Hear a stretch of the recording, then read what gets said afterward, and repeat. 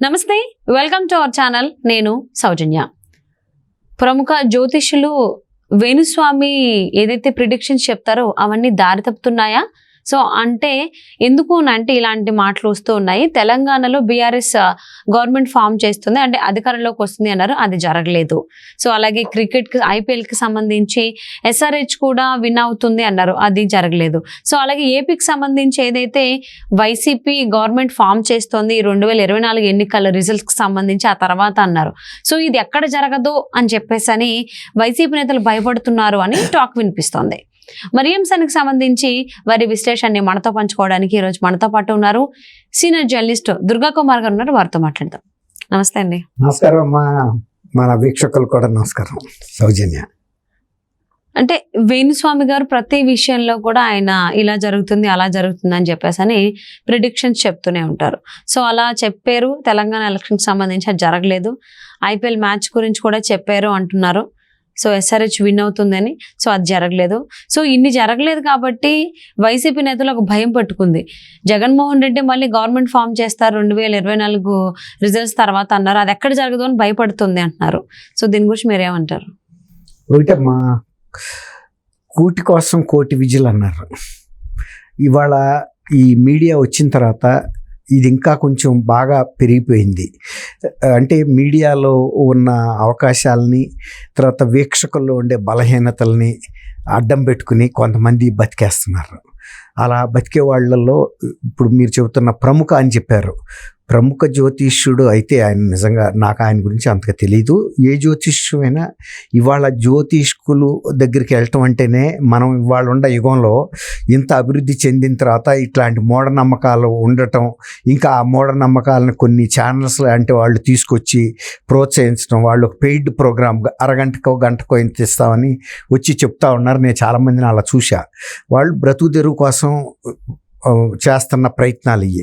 ఇప్పుడు మామూలుగా అయితే పాములు ఆడించడానికి తాసుపామును పట్టుకొచ్చి ఆడిస్తారు బుట్టలో పెట్టి. కడుపాత్రానికి జర్రిపోతూ అంటే అసలు జర్రిపోతూ పడగెప్పదు, అది ఒక భయం, అది పిరికి జంతువు. తాసుపామును ఆడించాలి కానీ జర్రిపోతును ఆడించరు. అలాగే ఇవాళ గంగిరెద్దు ఉంది, దానిలోనే ఎద్దు అనేది ఉంది. కానీ ఇవాళ ఎద్దులు కొనుక్కొచ్చి గంగిరెద్దుగా తిప్పటం కూడా గిట్టుబాటు కాక ఆడి దగ్గర ఆవు ఉందనుకోండి, ఆవుకు కూడా గంగిరెద్దు వేషం కట్టి ఏదో ఇళ్ళ ముందు వచ్చి బోరుది డబ్బులు సంపాదించుకుంటున్నారు. ఇవాళ ప్రతివాడు ఎవరన్నా బిజినెస్ మీరు అడగండి, రియల్ ఎస్టేట్ అంటాడు. రియల్ ఎస్టేట్ అంటే వాడు ఏమన్నా ప్లాట్లు పెంచి రాస్తాడా లేకపోతే కన్స్ట్రక్షన్ చేస్తాడా తెలీదు. ప్రతివాడు రియల్ ఎస్టేటు, అదొక చీప్ అయిపోయింది ఆ మాట. మనం ఎవరిని ఏం ఫిక్స్ చేయలేము, మనకు అనవసరం కూడా. ఆడెట్ట బతికితే మనకెందుకు.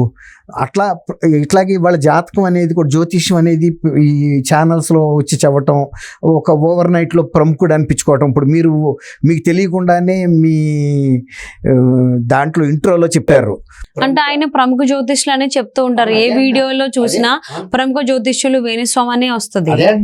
నాకు నేను ప్రముఖుడు అని చెప్పుకుంటే నేను ప్రముఖుడిని కాలేను కదమ్మా. జనం చెప్పాలి నేను ప్రముఖుడని.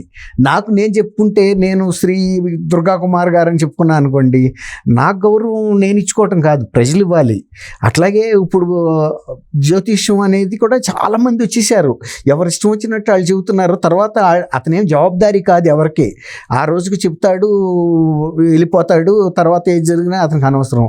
నేను ఒక్కటే అడుగుతాను జ్యోతిష్యుల్ని, ఎవరినైనా ఎంత పెద్ద గొప్ప ప్రముఖ జ్యోతిష్యుడైతే అతను ఎప్పుడు చనిపోతాడో తనకు తెలియాలి కదా. తన గురించి జాతకం తెలిస్తేనే ఇతరుల జాతకం ఎవరైనా చెప్పగలం. ముందు నా గురించి నేను తెలియకుండా ఇతరుల గురించి నేను చెప్పలేను కదా. వాళ్ళు ఎంత ప్రముఖ జ్యోతిష్యుడైనా ఇండియాలో ద బెస్ట్ అనుకున్న వాళ్ళు ఒక కవర్లో వాళ్ళ పేరు, వాడు చనిపోయే ప్లేసు, టైము, డేటు ఇవ్వగలిగినాడు ఎవరైనా ఉంటే చెప్పండి. ఇంతకుముందు ఇప్పుడు ఇందిరాగాంధీ గారు చనిపోయారు, ఏ దేశంలో ఒక జ్యోతిష్కుడు కూడా ఫలానా టైంలో చచ్చిపోద్దని చెప్పలేదు. చచ్చిపోద్దని చెబితే ఆ రోజు అక్కడ ఆ టైంకి అక్కడికి వెళ్ళనివ్వరు కదా వాళ్ళు. అట్లాగే రాజీవ్ గాంధీ గారు చనిపోతాడని ఎవరు చెప్పలేదు. అలాగే విమాన ప్రమాదాలు జరుగుతున్నాయి. వాళ్ళు ఇండోనేషియాలో 2000 మంది చచ్చిపోయారు,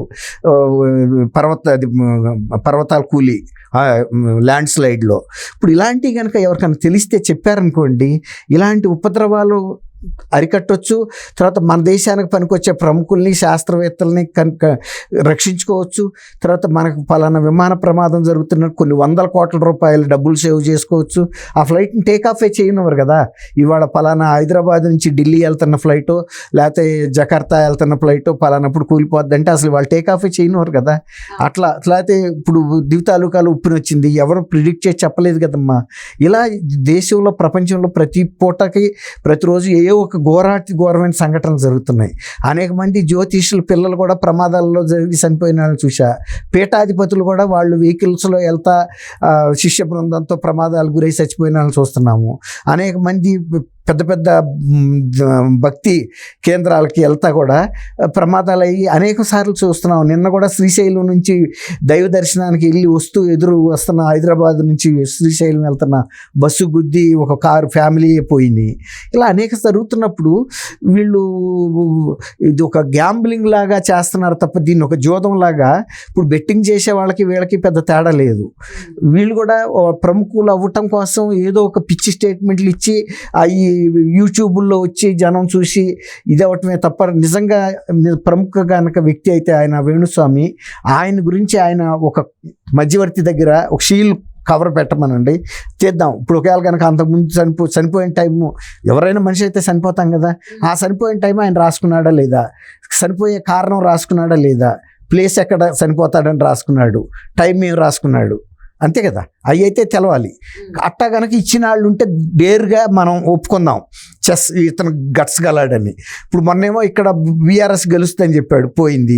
ఐపీఎల్లో మీరు చెప్పిన ఆ టీం ఎస్హెచ్ టీం గెలుస్తున్నాడు, అవ్వలేదు. అట్లాగే అనేక ఈ మధ్యలో చాలా వివాదాలకి కేంద్ర బిందువుగా ఉన్నాడు. ఇప్పుడు అంత ఎవరు కూడా ఊహించరు వేణుస్వామికి ప్రపంచంలో జరిగేదంతా ముందే చెప్పగలుగుతాడని. అనవసరంగా ఆయన ఆయాసపడతాం తప్ప ఇలాంటి వివాదాల్లో తలదూర్చి నేను వాళ్ళు చెప్తున్నాను, నాకు జ్యోతిష్యం రాదు, ప్రజల నాడి తెలుసు, వాస్తవ పరిస్థితులు తెలుసు. జగన్మోహన్ రెడ్డి ఖచ్చితంగా ఓడిపోతున్నాడని చెప్తున్నాను. ఇవాళ డేట్ వేసుకుని రాసుకోమనండి. ఒకవేళ కనుక నేను అది జరగని రోజున ఇంకొక టీవీలో కూడా నేను వెళ్ళి మాట్లాడను. అట్లాంటి ఛాలెంజ్ అతను ఏమన్నా ఇవ్వగలడా?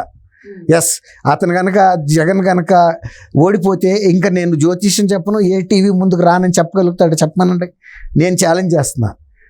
ఇప్పుడు ఆయన అంత ప్రముఖ జ్యోతిష్యుడు, నేనైతే అంత ప్రముఖ, నాకు ఆ నాలెడ్జ్ కూడా తెలియదు, అయినా కూడా చెబుతున్నాను నేను. ఎందుకంటే వాస్తవ పరిస్థితులను అంచనా చెప్పాలి కానీ ఆయన గ్రహస్థితులను బట్టి తర్వాత మళ్ళీ తప్పించుకుంటారు, ఈ గ్రహం అటుబడింది, ఆ గ్రహం ఇటుబడింది అని. ఇవన్నీ వద్దు. చెప్పేది ఏదైనా ఉంటే ఇవాళ ఆయన కవర్ ఇవ్వమని చెప్పండి. మన ఆఫీస్కో లేకపోతే ఏదైనా ప్రముఖమైన టీవీ ఏదో ఒక ఛానల్ ఆఫీస్లో నేను నా టైము అవన్నీ ఇచ్చాను, నేను పోయిన రోజు తీసి చూసుకోండి, నేను ఖచ్చితంగా చెప్తున్నానో లేదో మీకు అర్థం అవుతుందని ఆ ఛాలెంజ్ చెప్పమనండి. కానీ ఈ జాతకాల మీద వైసీపీ నేతలు ఆలోచించుకుని సో ఓడిపోతామేమో, ఈయన ఇంతకుముందు చెప్పారు జగన్మోహన్ రెడ్డి గెలుస్తాడు అని, కానీ ఇప్పుడు దాకా చెప్పినవి ఏవి జరగలేదు కాబట్టి ఇది కూడా జరగదేమో, సో జగన్మోహన్ రెడ్డి ఓడిపోతాడేమో అని వైసీపీ నేతలు భయపడుతున్నారని వార్తలు వస్తూనే ఉన్నాయి. చెప్పినప్పుడు 3 తప్పినప్పుడు 4వది కూడా తప్పుతుంది కదమ్మా ఎవరైనా కూడా. ఇప్పుడు వాళ్ళకి ఎవరికైనా భయం ఉంటుంది. అదంతా ఎందుకు? నేను చెప్పిన సింపుల్ కదా ఇది. అతని గురించి, జగన్ గురించి వదిలేసేయండి. జగన్ ఆయన ఎప్పుడు పుట్టిందో ఆయనకు తెలుసు, ఆయనకి జాతకం ఏం జరుగుతుందో తెలుసు. ఒక కవర్ పలానా నేను టీవీ ఛానల్కి ఇస్తున్నాను, నేను చనిపోయినప్పుడు తీసి చూడండి కరెక్ట్గా ఉందా లేదా నేను రాసిందని, ఆ ఛాలెంజ్ తీసుకోమని చెప్పండి ఆయన. సో మరి చూద్దామండి, కరెక్ట్గా 1 వీక్లో రాబోతోంది ఏపీకి సంబంధించినటువంటి ఎలక్షన్ రిజల్ట్స్. సో అప్పుడు మనం ఎవరు గెలుస్తారు ఏంటి అని తెలిసిపోతుంది, చూద్దామండి. And thank you so much Durga Kumar గారు. థ్యాంక్ యూ అమ్మా. సౌజన్య మన వీక్షకులకు నమస్కారం.